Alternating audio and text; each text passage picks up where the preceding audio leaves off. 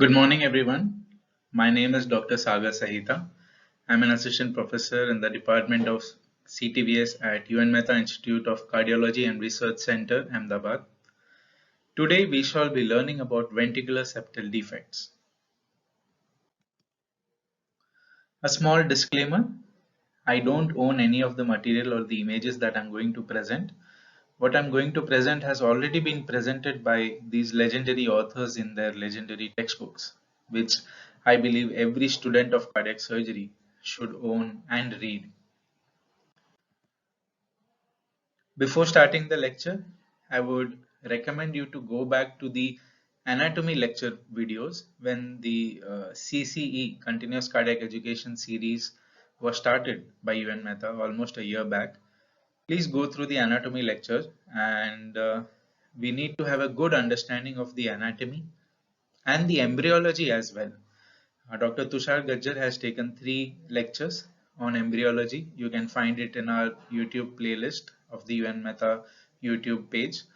And please go through the anatomy lecture by me and the embryology lecture by Dr. Tushar Gajjar sir to have a better understanding of how ventricular septal defects are formed and why we see the kind of morphology that we do see. So what is a ventricular septal defect? In the simplest form, it is a congenital cardiac malformation in which there is a hole or a pathway between the ventricular chambers. The way that ventricular septal defects of various types were described, there was a huge variation. All over the world, people used to describe it differently. All the descriptions were not necessarily correct or wrong, but we need to have a consensus. And that's why there was an article about the classification of ventricular septal defects by the International Society for Nomenclature of Pediatric and Congenital Heart Disease. I would recommend you to go through it once. So my question to you is ventricular septal defect the most common congenital lesion? Think about it for a moment. It is the second most common congenital lesion. The most common congenital lesion is a bicuspid aortic valve, which is found in almost 2% of the world's population. Anyways, today we are mainly going to discuss about isolated ventricular septal defects. But there can be associated lesions with ventricular septal defects, like other left to right lesions, atrial septal defect, patent ductus arteriosus, atrioventricular septal defects. It can be associated with other lesions like tetralogy of Fallot, double outlet right ventricle, a truncus arteriosus, transposition of great arteries. 1/3 of cases have ventricular septal defect, and other complex lesions of single ventricle pathway. Coarctation, interrupted aortic arch, or arch hypoplasia is special because any child with a ventricular septal defect can have some form of coarctation, and we should always rule that out. We'll see that why when we come to pathophysiology. When we talk about embryology, as I said, I would like you to go back and listen to the embryology lectures by Dr. Tushar Gajjar sir. But in general, the ventricular septum is formed of 4 components. This apicotrabecular is the main muscular component of the ventricular septum. But for completion of the formation of the entire ventricular septum, the outlet septum has to come and join and form the outlet component. The endocardial cushions have to contribute to the formation of the AV valves and the inlet component of the ventricular septum. And finally, the last thing to form is the membranous septum. As we'll see later, this tricuspid valve annulus is dividing the membranous septum into 2 parts, the upper atrioventricular part and the lower interventricular part. In the live specimen, we can see the various parts of the ventricular septum as we see from the right ventricle, the apical trabecular component, the major part, the outlet component, inlet component, and the membranous component. This roof of the right ventricle has been removed to show you the interior of the right ventricle. Let us see the normal landmarks first. This is the most important bundle which you need to see. This is called the TSM, or the septomarginal trabeculation. It is having two limbs, the posterior limb and the anterior limb. If you notice, this star is the moderator band. The TSM continues downwards, gives the moderator band, and joins the base of the anterior papillary muscle. These stars are something called septoparietal trabeculations, which you'll understand better when we talk about tetralogy of Fallot. Other landmarks which I want you to notice here, this is the aorta. So behind this ventriculo-infundibular fold, which is also known as the inner curvature of the heart, lies the aorta. This portion is what is called the supraventricular crest, and it has the infundibular septum, which, if you notice, comes and joins between the Y of the septomarginal trabeculation. The infundibular septum has to come and join in between the Y, and when it does not, we'll see what happens. This light green part is nothing but the subpulmonary infundibulum. In normal heart, the aortic infundibulum is absorbed and the subpulmonary infundibulum persists. That is why the aorta goes posteriorly and to the left, and the pulmonary artery is pushed anteriorly and upwards to the right. This is the tricuspid valve annulus, and this is the area of the so-called membranous septum. The small yellow is the probable location of the infundibular septum, which has to come and join between the two Y of the limbs of the Y of the uh, trabeculoseptomarginalis. This colored diagram from Anderson's article is excellent to understand the TSM, posterior limb, anterior limb, the supraventricular crest, the infundibular septum, the subpulmonary infundibulum, the ventriculo-infundibular fold, the membranous septum, and this is the papillary muscle of Landsisi, which is the most important landmark for a surgeon, and we'll see why shortly. These are the various parts of the ventricular septum which we saw in that diagram which we just discussed. Please go through it once. It will lead to a better understanding. Pause the video and just go through the various parts of the right ventricle that we just discussed.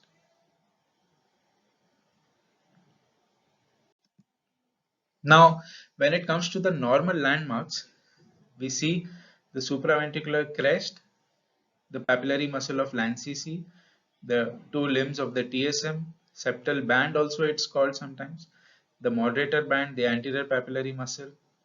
What is this? This is the triangle of Koch, right? Coronary sinus, tendon of Todaro, septal leaflet. This is the AV node in the apex of the triangle of Koch. Usually it pierces the membranous septum and joins the ventricular septum at the papillary muscle of Landsisi. That's why it's a very important landmark. You see, the bundle branch pierces the membranous septum and joins the muscular membranous septum at the papillary muscle of Landsisi level. When it comes to the classification, you can see that the International Society of Pediatric and Congenital Heart Diseases has given a very elaborate scheme for the classification of the ventricular septal defects. But to understand this classification can be very daunting initially. And so there are 5 types of VSDs that we should know about in order to understand this. The perimembranous type, the muscular or the trabecular type, the inlet VSDs, the outlet or the subarterial VSDs, also called as juxta-arterial VSDs or doubly committed VSDs, and finally GERBODE defects. But once you understand the characteristic features of each, you have to understand that the perimembranous can have an inlet extension, or an inlet VSD can be perimembranous. The perimembranous can have an outlet extension, or an subarterial VSD may have a perimembranous extension. So these identification is very important for safely closing the VSD, because each VSD will have conduction axis in a different location. This is the typical perimembranous VSD. Just have a look. One of the borders is the remnant of the uh, membranous septum, and that is why in the area of the membranous septum, that's why it's called perimembranous, or paramembranous it used to be called. If you notice, this is the AV valve and this is the semilunar valve. So in a normal heart, there is continuity between the tricuspid aortic fibrous continuity, and this is the characteristic feature of a perimembranous defect. If you notice, it is in the region of the membranous septum. One of the borders is the fibrous continuity between aortic and tricuspid. The AV node is in the normal area, triangle of Koch. The conduction axis is going very close to the posterior-inferior margin of the VSD, and it goes away from the margin of the VSD where? At the papillary muscle of Lancy level. So this is a typical perimembranous VSD. Muscular VSDs are much easier to understand because the muscular septum, ventricular septum, is formed in islands and it has to coalesce to form this muscular layer. And if there is any failure of coalescence, it will leave these defects in the muscular part. Usually it is around the septal band. This is the septal band. It is antero-superior defects or mid-muscular defects, posterior-inferior, apical defects, and these apical defects are sometimes so severe. You can see so many holes on the right ventricular side. Usually there is only one hole on the left ventricular side, but when we see from here, because there are so many trabeculations and papillary muscles, it looks like a Swiss cheese septum. That is what it is described as. So as far as conduction axis is concerned, usually a defect which is having entirely muscular borders, it's very safe to close for the surgeon because the conduction axis is far away from the borders of the VSD. Here I want you to notice that this is a muscular defect in the outlet area and this is a muscular defect in the inlet area.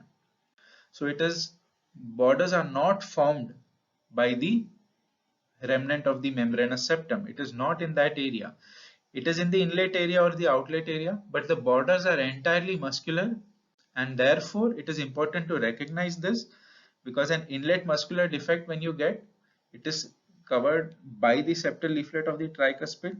It is far away from the papillary muscle of Lancy. The conduction axis is anterior to it, and you need not be very careful in the posterior inferior part of these muscular inlet VSDs.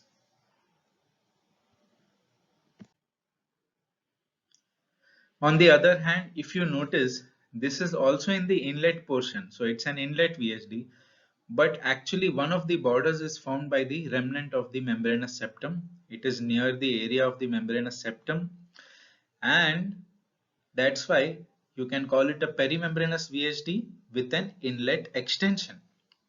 In this case, the apex of the triangle of Koch does not contain the VSD, but there is tricuspid mitral continuity at one of the borders, which is characteristic of the perimembranous, the aorto-tricuspid mitral continuity. The AV node is displaced inferiorly, and still in this case the conduction axis is in the posterior inferior margin of the VSD. So you cannot mistake this. It's very important for the surgeon to recognize this inlet muscular and perimembranous VSDs with an inlet extension.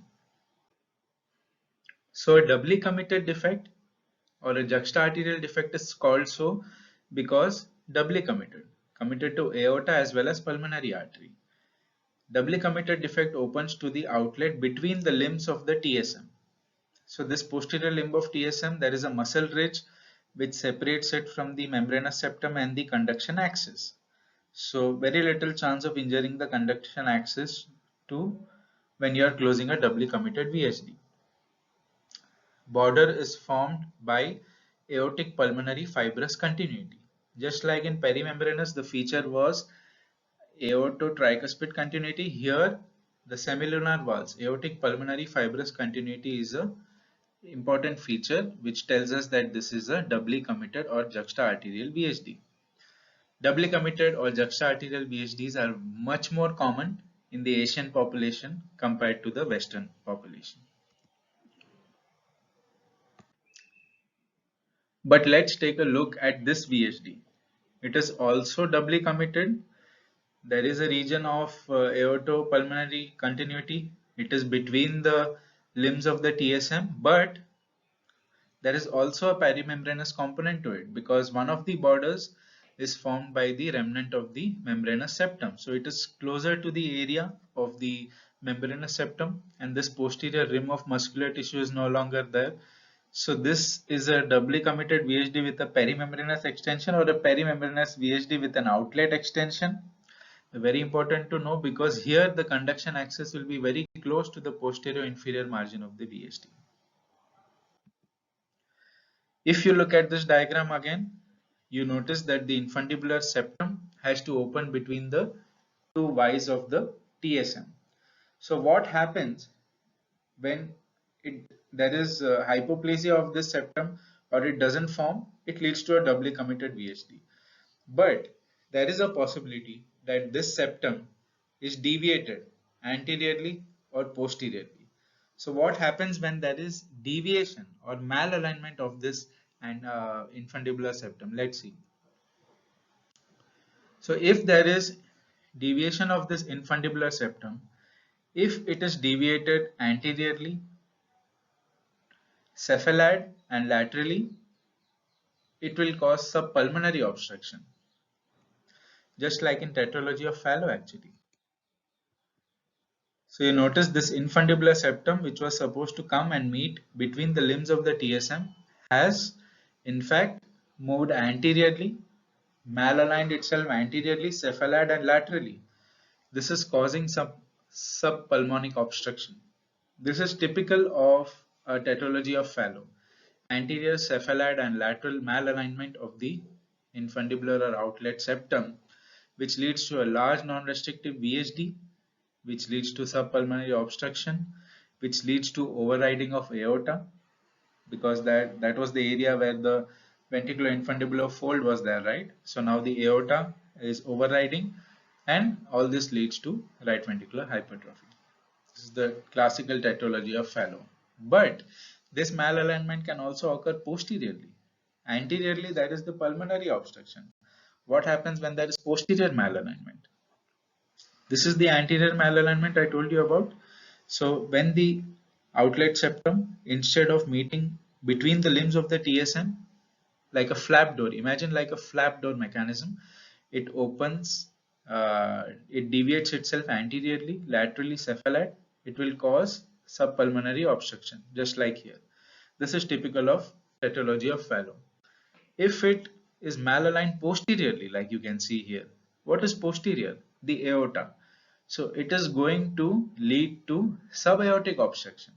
Now, embryology wise, whenever there is decreased flow through any structure, it can lead to less development of that structure. So this can lead to all sorts of left ventricular outflow tract obstructions, aortic hypoplasia, arch hypoplasia, coarctation, and even interruption of arch.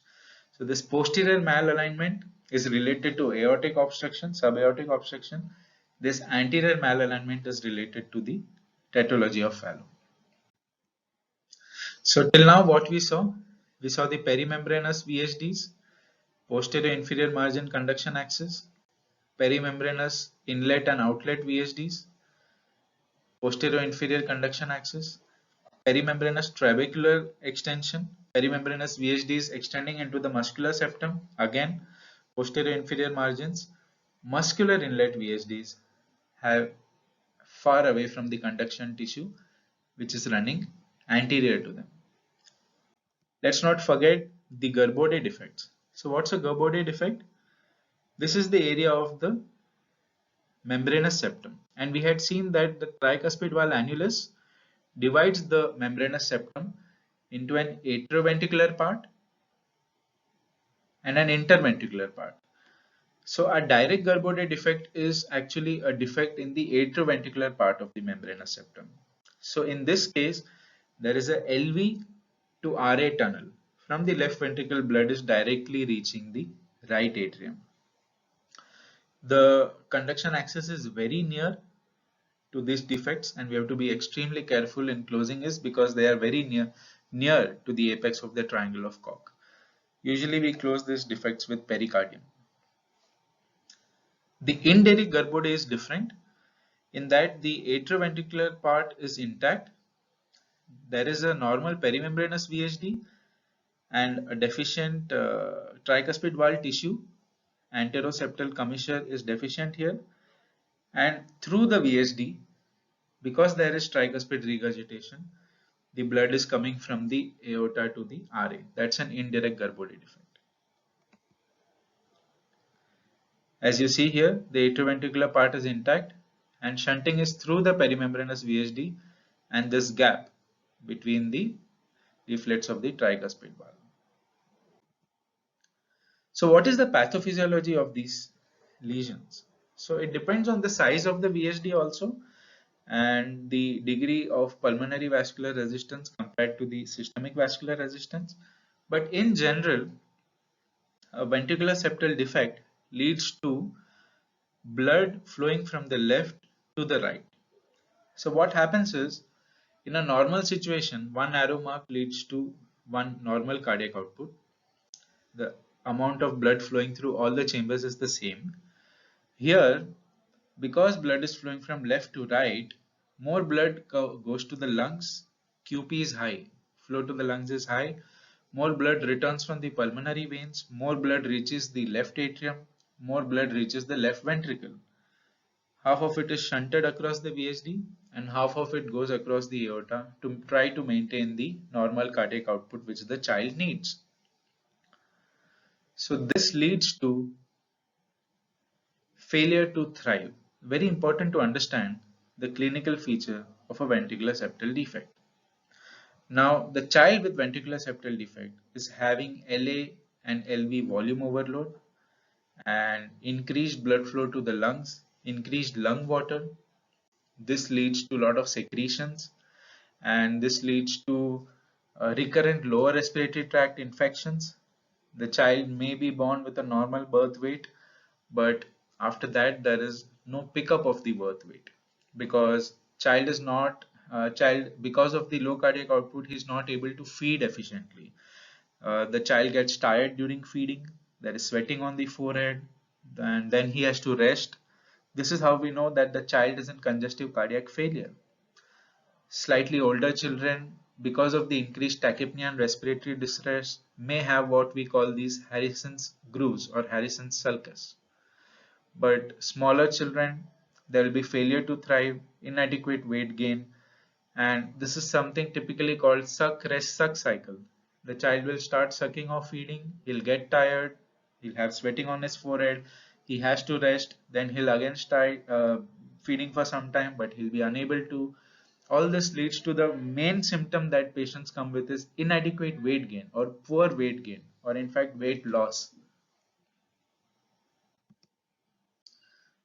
Because we saw that there is LALV volume overload, you will see that because of increased flow to the lungs, the PA is enlarged, left atrial appendage, left ventricle is enlarged, the typical X-ray of a VHD, left LV type of apex, and these lung fields are typically what we call plethoric lung fields.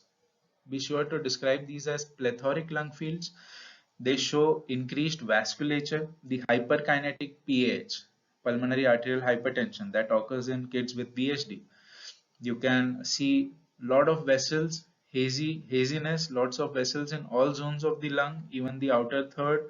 So in older children, you will be able to see the enlarged central and the peripheral pulmonary arteries.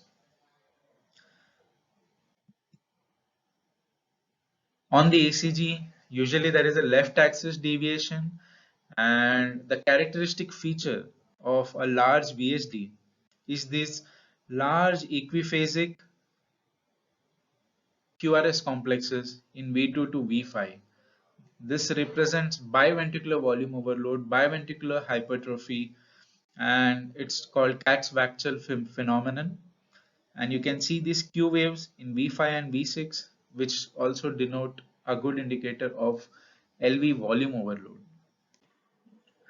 So the pathophysiology and clinical features will be different depending on the size of the VHD. For a small VHD, there will be little shunting from left to the right side. The RV pressure will be not less than 50% of the systemic pressures.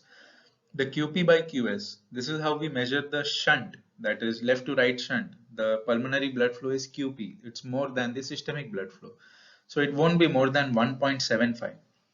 And for large VHDs, it leads to increased flow, more than 2:1 QP by QS. And usually the size of the VHD is almost the size of the aortic annulus. And the RV pressures are very close to the systemic pressures. This is how we define large non-restrictive VHDs. So if this goes on for a large amount of time, then what happens is what we call Eisenmenger syndrome, that the pulmonary vascular resistance has become so high that it has led to irreversible pulmonary vascular damage or disease. And because of this, because of very high pulmonary vascular resistance and almost equal RV-LV pressures, the shunt has become directional, or the RV to LV shunt, right to left shunt has now started. And this is when you see an inoperated case of a VHD presenting in adulthood with cyanosis. You have to be very wary that now this VHD has become inoperable and the patient is having Eisenmenger syndrome. A 2D echography by a good echocardiographer is all we need before we close an isolated ventricular septal defect.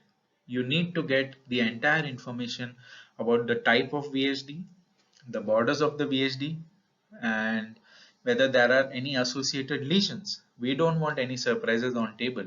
So we need to find out the status of the AV valves, whether there is any tricuspid or aortic, tricuspid or mitral regurgitation, whether there is any aortic cusp prolapse, whether there is any aortic regurgitation, whether there are any additional VHDs, because it will make the surgical part go easy. In the short axis view, you can see here, this is defect you can see, that is the perimembranous VHD. If it is a juxtaarterial or doubly committed VHD, it is more towards this side. So you can see it around 12 o'clock, juxtaarterial VHDs, and usually 9 o'clock, 10 o'clock is the perimembranous VHD. You can see it on the long axis view. You can measure the size of the VHD and also in the apical views, like you can see here. So cardiac cath we do in very few patients. Like I said, sometimes there are patients who are older than 3 to 4 years, and you may see signs of borderline operability in these patients. VHD cases which are now become cyanosed, you are suspecting that this is Eisenmenger syndrome. Adults who are presenting with VHDs, in those cases, to evaluate the operability, you may have to do a cardiac catheterization. As far as pre-op management of babies with VHD who are presenting with congestive cardiac failure is concerned, you need to optimize their diuretic status. You need to reduce the afterload by giving ACE inhibitors. Some patients may require digoxin. Also, because they are having recurrent lower respiratory tract infections, they are very susceptible to develop lung patches, pneumonia. They may sometimes need to be ventilated, prolonged ventilation. So these babies will need adequate nutrition and antibiotics. Now let's come to surgery very quickly.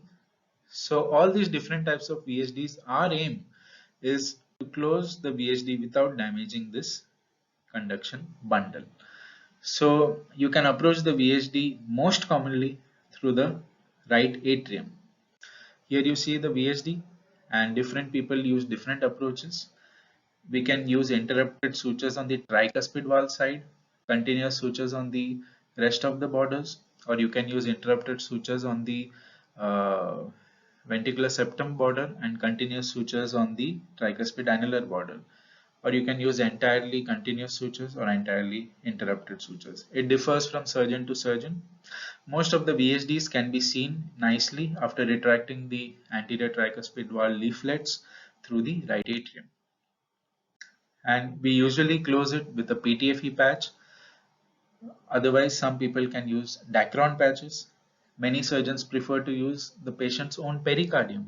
They fix it in glutaraldehyde, and we call this a glutaraldehyde fixed patch. And it has to be fixed so that it becomes a little bit tough because you're using it to close a ventricular septal defect, and that patch is going to be subjected to systemic pressures. Sometimes when it is difficult to see the defect, you can put a radial incision on the tricuspid valve, and after closure of the defect, you can safely close it. The results and long-term outcomes of this radial incision have been well studied and documented. It's not harmful in the long term. Now, the juxta-arterial or the outlet defects, it may actually be very much easier to open the PA and close it from the PA side, since it is far away from the conduction bundle. But on the posterior inferior margin, still we should be careful because there is a ridge of muscle which is separating it from the conduction axis.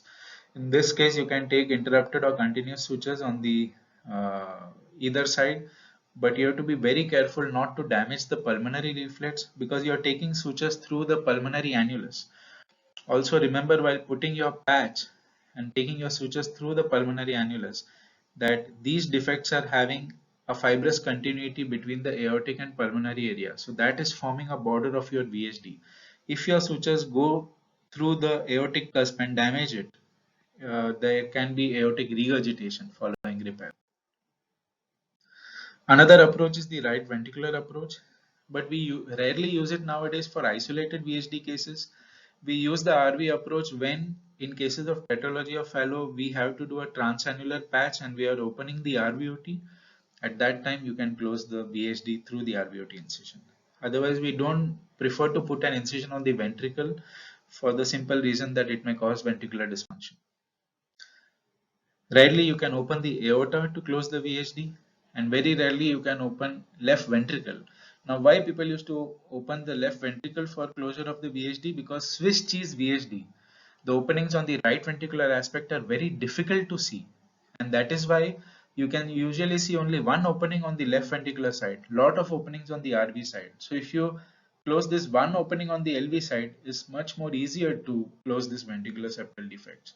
But there's another method which is published by Dr. Amit Mishra sir. You can check out his paper, in which this is our own device which sir created at UN Mehta Institute with a PTFE disc and a PTFE graft. He introduces this through one of the holes of the Swiss cheese septum, and with the use of a dental mirror, we see it come on to the LV side, and that disc, that smooth disc, closes the LV aspect of the Swiss cheese VHD, and on the RV aspect we suture this graft and try to close the Swiss cheese apical muscular VHDs, which are a very difficult lesion to actually treat. What about complications? So in the current scenario in 2022, complications of VHD are very less. But remember the three important A's which can be damaged: the AV node and conduction pathways, the AV valves, tricuspid, and the arterial valves, the aortic valve or the pulmonary valve. So be wary of the three A's which you can damage. 15% of the patients will have some form of temporary arrhythmias, which may need temporary pacing or defibrillation. 3% patients require reintubation because of respiratory distress and because they have diseased lungs because of recurrent lower respiratory tract infections. Only 2% or so of patients in all the series needed a permanent pacemaker. Less than 1% patients have low cardiac output, effusions, chylothorax, pneumothoraxes, and very few patients have pericardial effusion, septicemia. The mortality risk in the current scenario is less than 1%. Sometimes we have to do something called PA banding or a palliative management for the treatment of these VHDs. So in which we use this Mercilin tape, wrap it around the pulmonary artery and do a pulmonary artery banding, trying to increase the RV afterload so that we are inducing some form of muscle hypertrophy, and that muscle hypertrophy will close the VHDs. Usually we do this for Swiss cheese or multiple apical muscular VHDs. Our target while doing the pulmonary artery pressure, after doing the PA banding, we check the pulmonary artery pressure, and it should be less than 50% of the systemic pressures for uh, isolated VHD cases. If it's a complex anatomy patient who is further in the future going to go for a Fontan single ventricle pathway, then we aim to keep the PA pressures less than 15. But at all times, we should see that the patient is able to maintain stable hemodynamics at room air. So the Trussler's formula gives how long this Mercilin tape should be. Trussler predicted that it should be 20 mm plus whatever is the weight of the child for acyanotic lesions like a VHD, and 24 plus the weight of the child for cyanotic lesions or single ventricle lesions, because they are more cyanosed. So the band should be a little bit loose so that we avoid catastrophic desaturation in these patients.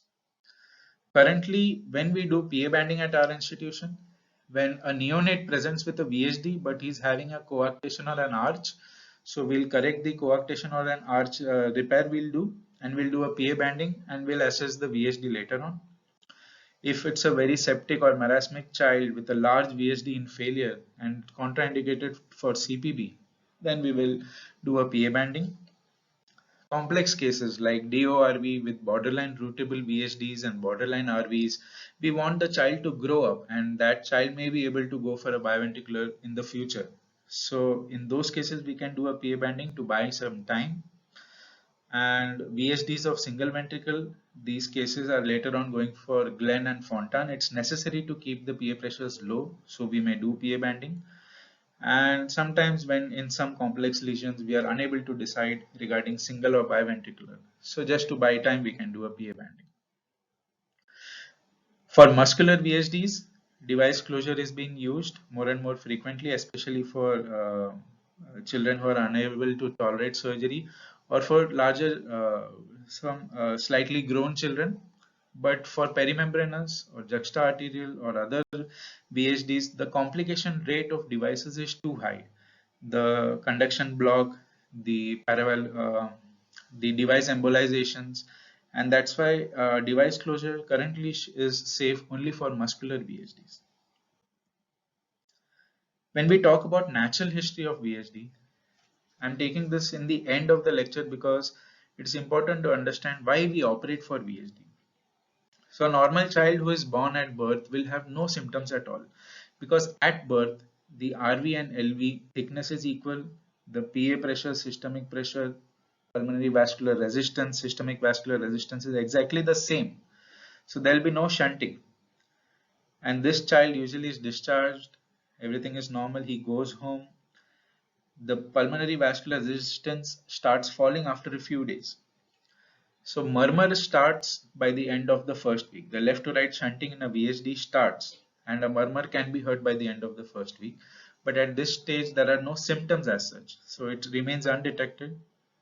When the pulmonary vascular resistance comes down to normal, almost close to normal by 6 to 8 weeks, that is when the left to right shunt becomes maximum through a VHD. And that is why children who are normal at birth present with CCF by 6 to 10 weeks of age. Sometimes premature babies can present with congestive cardiac failure in the first month itself. These patients may also have other lesions, coarctation, arch hypoplasia, as I said, or they may have mitral or tricuspid regurgitation. These lesions can sometimes spontaneously close, or the body at least tries to partially close them. In some way or the other, it tries to protect the pulmonary vasculature as well. So muscular VHDs usually can close spontaneously as the child grows with muscular hypertrophy. But perimembranous or juxta-arterial defects, what they try to do, they try to get the surrounding structures to try and close off the VHD partially. It's a protective mechanism of the body. And the hemodynamics also pull the cusp in such a way. So the septal leaflet of tricuspid valve may close the VHD. The right coronary cusp of the aortic valve may come and close the VHD. Also, there is some infundibular hypertrophy to try to reduce the pulmonary blood flow and protect the lungs from pulmonary vascular disease. These changes try to occur, but a large VHD, if remains inoperable, a child may develop irreversible pulmonary vascular disease by 2 years of age even. So early surgery is what is always recommended. Left unoperated, we see Eisenmenger syndrome by the second decade. It usually leads to death by the third or fourth decade of life when patient presenting with Eisenmenger syndrome is already inoperable. This is how juxtaarterial defect by the Venturi effect pulls the right coronary cusp downwards, trying to close the defect. This can give rise to severe AR in these patients. So even the slightest coronary cusp prolapse is an indication for early surgery before AR develops, because that's a more complicated lesion to treat, and these kids will require AV valve repair sometimes. Usually we do the trustless repair. For the AV valve, we try to protect the native valve leaflets, and they will require lifelong follow-up to see whether they require an AVR in the future. So considering the long-term outcomes of VSDs, operative mortality is only 1%, major morbidities are around 2%. So 97% of the patients have excellent long-term outcomes after VSD closure, and that's why every child with an ventricular septal defect should be offered surgery in the current scenario of 2022. And of course, they require lifelong follow-up for aortic valve prolapse and AR if it was present during surgery. So I hope this was a nice talk, and good luck to all of you. Thank you for your patient hearing.